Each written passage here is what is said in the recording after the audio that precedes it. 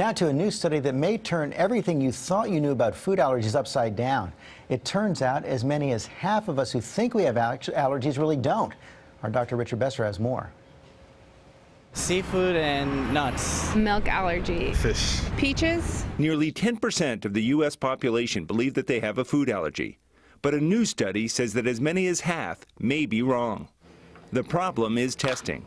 Traditional methods, such as the skin prick test and the blood test, only indicate if the body produces antibodies, but doesn't necessarily mean that the body can't tolerate the food. Are any of the tests that are done for food allergy better than any other? The oral food challenge is probably the most definitive, and it's what we call the gold standard, because there we're actually having the person ingest it and see whether or not symptoms come on. The problem with doing that is it puts the person at risk of having an allergic reaction. But some are worried that this study might make people less vigilant about food allergies. It presents one side of the story. We absolutely should exercise precaution until further testing and further science is available. So I'm going to clean you with alcohol. Oliver, who has suffered from food allergies all his life, is being retested. He has food allergies to milk, dairy products, egg, fish, and possibly tree nuts, but the dairy allergy is a life-threatening allergy. Oliver gets a common test in an oral food challenge every year. This year, good news.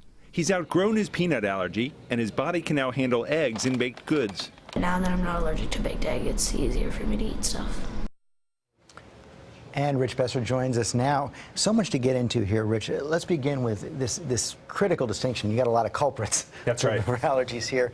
But a lot of people who think they have allergies may simply be intolerant of the food. What's the difference? They are different. A food allergy is an immune reaction. So your body treats the food as something foreign and tries to take it on. And intolerance is something like lactose intolerance, where your body may not make the enzyme that's needed to break down the sugar. And so you get symptoms like bloating and diarrhea. Very different than an allergic reaction, which can be life-threatening. So how do you account for this, what appears to be some overdiagnosis of allergies? Well, a lot of it has to do with the tests, which are not very good. You know, if you think you have a food allergy, you need to see a doctor. And the most important thing they're going to do, or should do, is talk to you and find out what type of reaction did you have when you ate the food.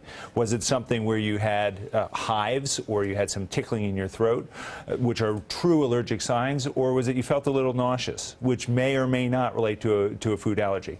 That kind of discussion is critical. I was surprised there to learn about outgrowing allergies. What is that about? You know, it's important to get checked regularly. 85% of children are going to outgrow their food allergies, so they should be seen every 2 years. Adults every 4 to 5 years. And if you're someone who was told you had a food allergy or think you do, but you didn't have those classic symptoms, see your doctor and get reevaluated. And we were talking about something right before we went on the air that you really want to underscore. Go see the doctor. Don't try to test this yourself. That's right. Don't hear this story and say, oh, wow, maybe I'm one of the 50% who doesn't have a food allergy, because it can be deadly. And we need to talk about what you do in those situations. Now, you do have a little demonstration here what to do if you do indeed have an allergy. Yeah, if you're someone who has a true food allergy and you're at risk for a severe reaction, your doctor is likely going to give you an EpiPen. This is an injection of epinephrine, a drug that will treat you in the event that you have a severe reaction. Let me show you how that works. It's very simple. I'm going to use the training device because I don't really want the injection. This is what an EpiPen looks like. It's very simple. They're dosed. There's a junior size for children. There's an adult size, and it's based on weight. But it's very simple to use. You take the device, you remove the blue top, okay?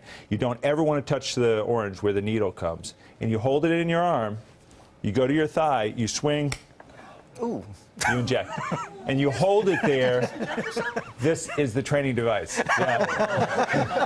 If it were the real one, I would not be smiling. Right? So you hold it for 10 seconds and you take it off, and you'll see that the needle is now covered. You want to then massage your leg for 10 seconds, but it's so simple to use and it's life-saving. If you have it, don't store it in your car, don't store it in the refrigerator. Make sure it hasn't expired, and make sure someone is calling 911 when that's going on. And of course, that comes only with a doctor's prescription. With a prescription, but it's very important to have. And as your child grows, you may need to move sizes. If you're a large adult, you may need to.